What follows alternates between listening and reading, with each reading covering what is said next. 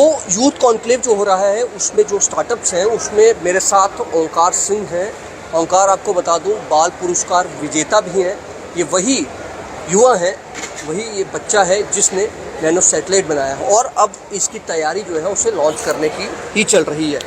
ओंकार से आज बात करेंगे। कई बार हमने सोचा, जहन में लाया, लेकिन आज ओंकार हमें यहीं पर मिल गए इस यूथ कॉन्क्लेव में जो ministry of science and technology की तरफ से करवाया जा रहा है। ओंकार कैसे हैं आप? बस बढ़िया, आप बताएं। ठीक है जी।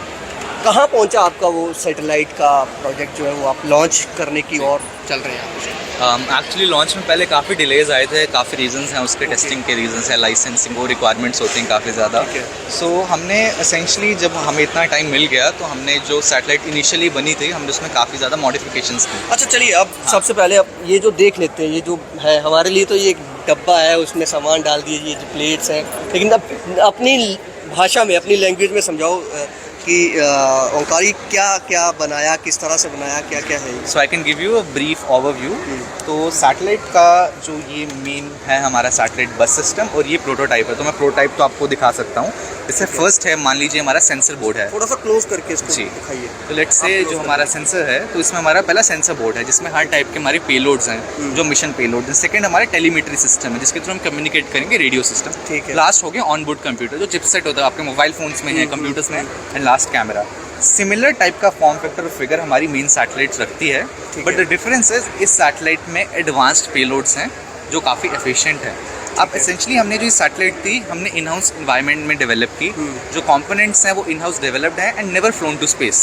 तो ये स्पेस में पहले गई नहीं है, लेकिन जो ये कंपोनेंट्स हैं ये हाईली एफिशिएंट हैं एंड इसकी कॉस्ट काफ़ी लो है और ये इजीली अवेलेबल भी होते हैं मार्केट में। अच्छा, तो जिस तरीके से हमने इसको एज एन इंटीग्रेटेड सिस्टम बनाया है, we want to test whether it survives the space environment, क्योंकि स्पेस एनवायरनमेंट काफ़ी हार्श है एंड हम बोलते हैं कि space is very unpredictable. Same चीज़ इस पर लागू होती है, तो हमने वही चीज़ टेस्ट करनी है। एंड जिस टाइप के इसमें जो मिशंस हैं, मतलब स्पेस एनवायरनमेंट को लेकर आपने वो जी एसेंशली हमने इसका स्पेसक्राफ्ट जो बस, हम स्पेसक्राफ्ट बस बोलते हैं, हमने इस इंटीग्रेटेड बस सिस्टम को देखने के सर्वाइव करता है। उसके साथ साथ इसमें जो पेलोड्स हैं they actually carries a lot of crucial missions.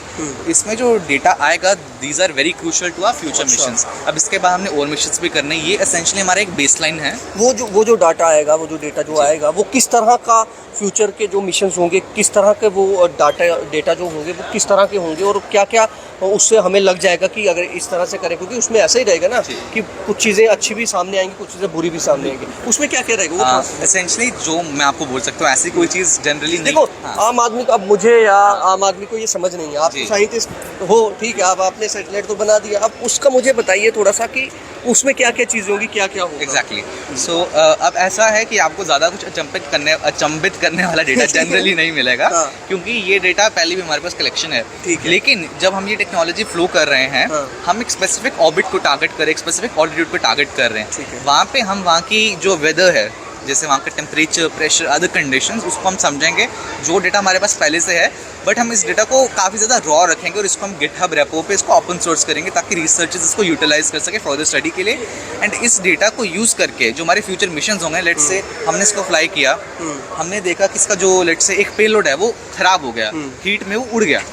क्यों उड़ा, किस हीट में उड़ा? जब हमारे पास डेटा आएगा तो फ्यूचर मिशन में जब हम इसको मॉडिफाई करेंगे तो हमारे लिए वो बेनिफिशियल रहेगी। क्या गलती हो गई थी उसको क्या सुधारना, क्योंकि हमने इसको काफ़ी रॉ रखा है। इसमें अगर आप इसका सिस्टम भी देखें, असली सैटेलाइट काफ़ी ज़्यादा कॉम्प्लिकेटेड होती है। हमने इसको बिल्कुल सिंपल रखा क्योंकि हमने फर्स्ट ऑफ ऑल एक बेसलाइन तैयार करना है। एक बेस तैयार करेंगे तभी आगे जाएंगे।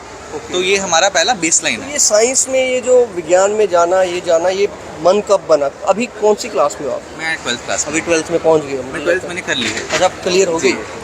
मुझे ये बताओ, ये जो कहते हैं ना कीड़ा, ये साइंस में जाने का, ये कुछ करने का कीड़ा कब से था? ये मेरे को बचपन से था। बचपन में हम क्या आपको पता है मुझे बाल पुरस्कार मिला, मुझे मिला 14 की एज में। क्यों मिला? क्योंकि 12 की एज में मैंने एक अचीवमेंट की, उससे पहले मैंने 7 ईयर्स की एज में की। अच्छा। सो मैंने वेबसाइट्स बनाई at the age of 7 and जब मैंने वो चीज़ करी उसके बाद I started working on the theoretical physics. उसके बाद मैं स्पेस टेक्नोलॉजी में आया रिसेंटली, अभी बाल पुरस्कार मिलने के बाद 2021-2020 में।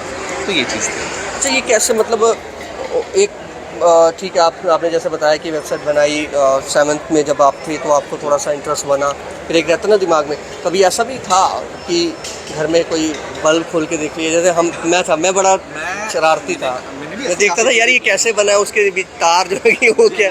क्या होता है, जब मैं भी छोटा था मेरे पास पुरानी रिमोट कंट्रोल कार्स हैं, कार गेम्स। एक मेरे पास वो होती थी, उस टाइम डिस्क रीडर होती थी ना, डीवीडी रीडर, आजकल तो है नहीं, वो डीवीडी रीडर खोल के देखो तो वो चीज़ थी। अरे वो पूरा पुर्जा निकाल के देखते थे कि यार ये कैसे जुड़ा है। बस खोल लिया, बंद कभी नहीं हुआ। वो तो रहता ही है ना, वो तो वही हिसाब हो गया ना कि स्कूटर आया, वो एक कॉमेडी वीडियो है जो उस हिसाब से था कि जब खोल लेते हैं बाद में बंद नहीं होता। अच्छा, अब इसमें अब कितना समय बाकी है, जो कितनी अड़चनें अभी आ रही हैं तो ये लॉन्च नहीं हो पा रहा है?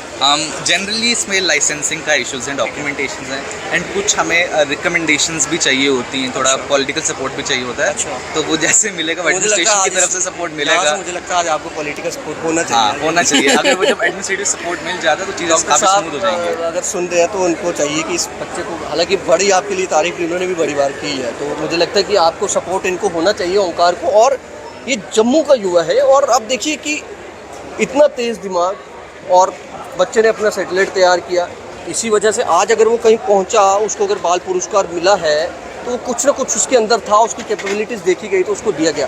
अब खैर उम्मीद करते हैं ओंकार फटाफट आपका ये सैटेलाइट लॉन्च हो और हमें आगे सीखने का भी मौका मिले। थोड़ा सा हमें भी सिखा दिया करो यार, ये स्पेस, ये सैटेलाइट, ये तारे, ये कोडिंग तभी एक्चुअली हमने सैटेलाइट ओपन सोर्स रखी, इसका जो डेटा है सारा, इसकी इन्फॉर्मेशन, एंड ये सैटेलाइट बनी कैसे है, कौन से कंपोनेंट यूज हैं, डिज़ाइन, हमने हर चीज़ ओपन सोर्स रखी। लोगों ने बोला पेटेंट कर लो, कमर्शियल कर लो, हमने बोला ओपन सोर्स रखेंगे so people can use it generally. जैसे आपको इंटरेस्ट है ना, मेरे को भी इंटरेस्ट था, मेरे टाइम कोई प्लेटफॉर्म नहीं जिसको देख के मैं समझूँ क्या है, मुझे बहुत टाइम लग गया। मैं चाहता हूँ आगे किसी को वो दिक्कत ना आए, किसी को मेरी तरह इंटरेस्ट है, लोगों में कीड़ा होता है बट वो एक प्लेटफॉर्म नहीं होता, प्लेटफॉर्म लोग। अच्छा, इसको बनाने में कितना पैसा लगा? Around 1.5 to 2 lakhs। अच्छा, वो कहाँ से खर्चा? वो फंडिंग थी, ग्रांट था वो। अच्छा, ग्रांट थी। हाँ, ग्रांट। खुद से कर दिया, घर वालों ने बोला भैया तो कर क्या।